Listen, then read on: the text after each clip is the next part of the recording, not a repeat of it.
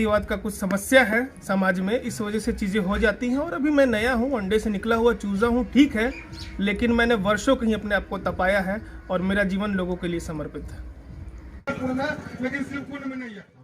और दूसरी ये कि अभी आपने सांसद महोदय के पास आपने हाथ खड़ा किया था। सांसद महोदय से ये कहा जा रहा था कि कोई और भी युवा का कोई क्वेश्चन हो, सवाल हो तो वो कर सकते हैं, तो इसमें आपको क्या तकलीफ हुई? जी,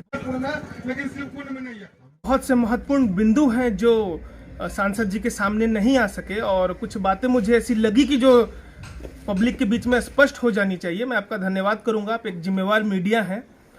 हुआ ऐसा कि ये गांव मतलब किसान को आज यूरिया नहीं मिल रहा है, किसान का गांव में फसल सुरक्षित नहीं हो रहा है, फसल चोरी, क्षति और नष्ट हो जाने के बाद उस पर कोई कार्रवाई नहीं हो पा रही है। ये सारे मूल मुद्दे हैं। किसानों को आग आप बढ़ावा देना चाह रहे हैं तिलहन के लिए, सब्जी के लिए, दलहन के लिए, लेकिन किसान का फसल ही नहीं सुरक्षित है।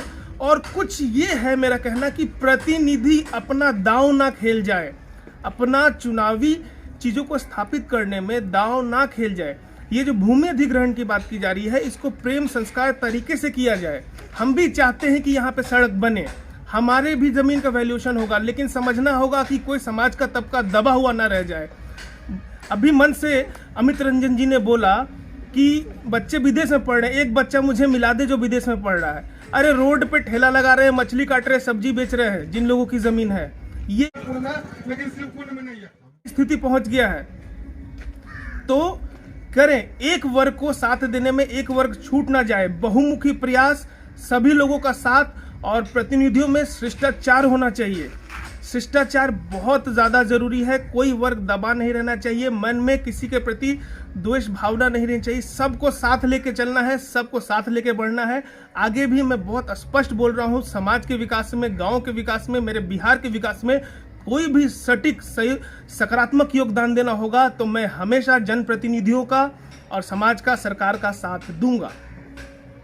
और क्या है उसमें करीब मोर देन 20 हिस्सेदार होंगे और सबकी आर्थिक स्थिति ऐसी नहीं है कि वो दान कर सकते हैं, लेकिन रोड बन जाए ये एक अच्छी पहल होगी। सरकार चाहे तो वाजिब मूल्य देके अधिग्रहण करके, जनता का टैक्स आता है, उतना उतना पैसा आता है, इतना इतना खर्च होता है, तो अगर हजारों बच्चों के भविष्य का बात है तो सरकार ज़मीन खरीद के भी बनवा सकती है। कानून में अमेंडमेंट लाया जा सकता है और एक व्यक्ति के लिए, क्योंकि जो रास्ता बनेगा किसी एक दो व्यक्ति की जमीन चल जाएगी तो उसको एक बहुत बड़ा क्षति हो जाएगा।